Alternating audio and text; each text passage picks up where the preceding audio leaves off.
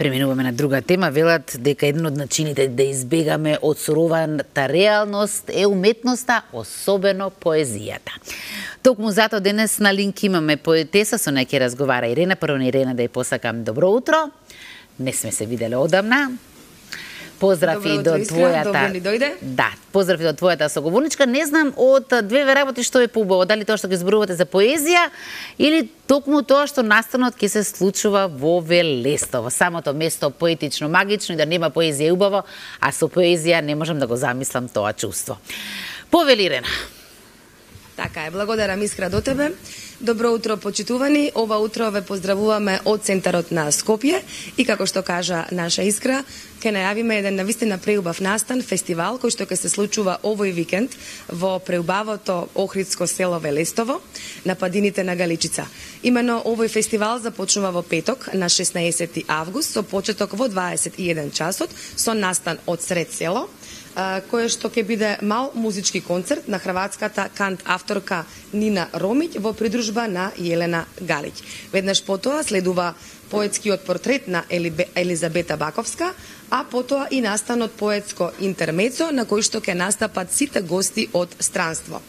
Вечерта ќе биде затворена со изложбата на фотографии Паметници на заборавот од Сашо Димовски во тремот на црквата Пресвета Богородица.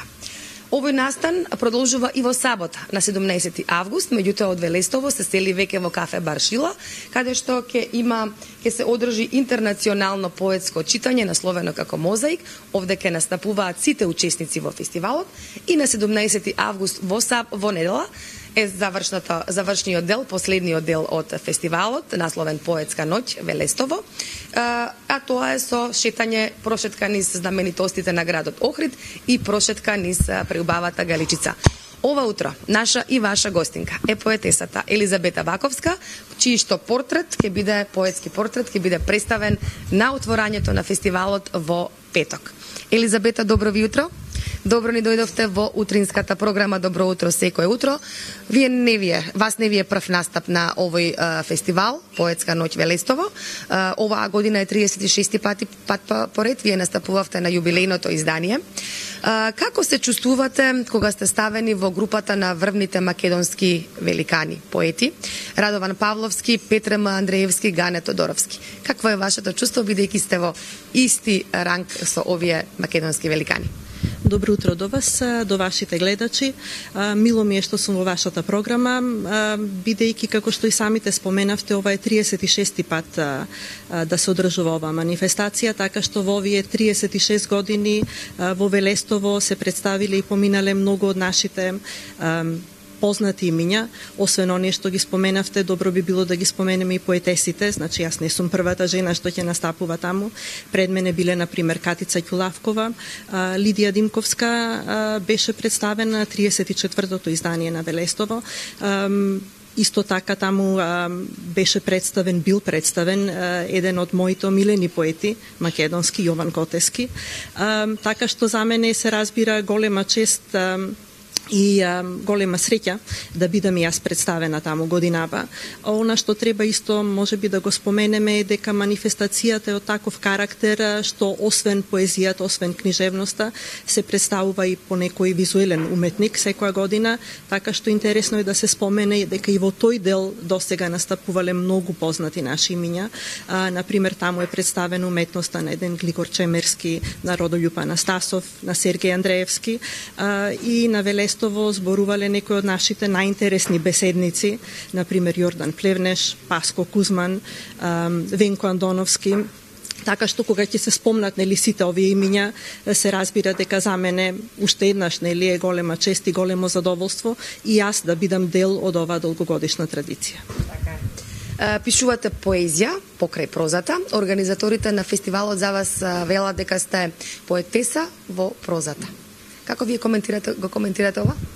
Па предпоставувам дека ова нивна изјава, ова нивно мислење е поврзано со лириката, бидејќи она што мене ме привлекува, она што мене ме влече и она што предпоставувам секогаш е присутно во се она што го пишуваме лириката, лирското, значи кога кажуваме лирика, нели во една традиционална смисла на зборот, мислиме на емоција, на чувство, на пренесување на одредена емоција и чувство, заедно со приказната, така што освен она што нели традиционално изгледа визуелно и се чита како стих, претпоставувам дека кога ова го кажуваат, мислат на тоа дека и она што го пишувам како проза, дали се тоа подолги или пократки раскази, секогаш е присутна лириката.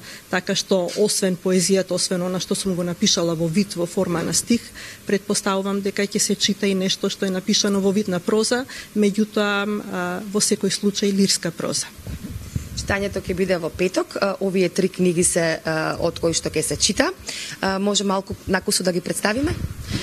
Да, ова се обидувавме, нели секогаш се обидував кога ги пишував овие книги, секоја да биде малку поинаква од другата, секоја од овие книги си има своја приказна. Например, Варварите, нели како што си ја викаме, е книга која што е библиофилско издание, значи испечатена е само во 100 нумерирани примероци, никогаш не беше во продажба. Таа книга само ја дававме, ја подарувавме на пријатели, познаници, на љубители на поезијата, така што секој има еден единствен примерок кој што е нумериран од 1 до 100. Другата книга Состојби на духот и телото по 30-тата е проект кој што е работен заедно со уметникот Дејан Спасович, така што и визуелно е многу интересна, освен поезијата која што е во неа, а ова книга што е тука на средина е добитник на наградата Антев Златник за 2021-та.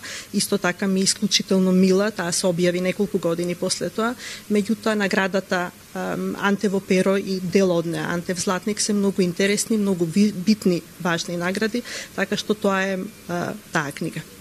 Да представиме уште една книга кога сме кај книгите, малце ќе ми помогнете. Тоа е ова во главата пишувам расказ. Еве може вака да ја покажете, да ја видите, малце можеби така, да се види. Кажете малку повеќе за оваа книга. Заедно е со Сашо Димовски, така? Ова има илустрации во неа. Да. Ова е една фотокнига во која што баш се застапени оние текстови кои што ги споменавте, нели текстови кои што се лирски, иако се напишани во прозен формат, тоа се кратки мини раскази. Објавена е како фотокнига, бидејќи Сашо ги илустрираше, всушност ги дополни, ги прераскажа, да кажем, или ги допеа сите овие текстови кои што се внатре со своите фотографии. Инаку Сашо ќе има изложба на 16-ти во фотографска изложба повторно во црквата во Велестово, така што мислам дека повторно ќе биде едно интересно надополнување на поетскиот книжевниот дел. Се навративме повторно кај фестивалот, на овој алтернативен фестивал, што е пример на децентрализацијата во културата. Покрај тоа што има поетско читање, има и музички дел, нели, има и театарски представи, има и ликовни уметници. Каква е посетеноста на Велестово и каква посетеност вие очекувате оваа година? Посетеноста е секогаш интересна, разновидна, затоа што мислам тоа повеќе можеби организаторите можат да го кажат, меѓутоа еве како впечаток од страна, мислам дека во сите овие години Велестово како манифестација и Велестово како село, нели, како локација растеше многу, така што има многу луѓе кои што не се од Велестово, меѓутоа гравитираат кон Велестово, да кажам, дали дел од годината живеат таму, дали се во Охрид или во Струга, па доаѓаат во Велестово специјално за оваа манифестација, така што очекувам дека луѓе кои што се од културата, кои што се веќе присутни во тој регион ќе бидат таму. Меѓутоа, она што е интересно е, нели, дека и жителите на селото и жителите на околниот регион секогаш исто така доаѓаат во Велестово, така што очекувам разновидна, интересна публика. Што за вас лично, Елизабета, представуваат овие фестивали? Покрај поетското читање, претпоставувам дружењето, размена можеби на искуства и контакти со останатите писатели, бидејќи има гости и од Македонија и од странство, можеме да споменеме некои од гостите? Да, мислам дека веќе се испратени во најавата. Има гости годинава од Велика Британија, од Хрватска, од Србија, има дури од Кина една гостинка, така што интересно е, фестивалите секогаш се место на кое што луѓето можат да се сретнат меѓу себе, нели, како колеги, да разменуваат искуства, да разменуваат мислења, меѓутоа и да се представат пред поинаква публика, така од она пред која што вообичаено се представуваат. Интересно е да се слушнат, да се доживеат сите јазици на кои што се пишува, како во оригинал, така и преку превод, така што мислам дека ќе биде еден интересен, убав, динамичен настан. И пред самиот крај на разговорот, само би сакала да ве прашам, бидејќи имате навистина многу книги напишано, има дел од нив овде. Која е вашата инспирација? Зашто најмногу сакате да пишувате? Што е она што ве води, што го води вашето перо, вашата мисла? Да, Оливера Николова, нашата нели позната писателка, да ја споменеме и неа, кажала дека голема книжевност може да се пишува и за Зоки Поки, и за Александар Македонски, така што тематските преокупации се секогаш различни, меѓутоа нели да се навратиме на она што го споменавте на почетокот, секогаш е тука емоцијата. Значи емотивната реакција, доживувањето на сето она што се случува околу нас секако, нели колективната историја, колективното доживување, меѓутоа и оние што се најинтимни, најлични моменти во животот.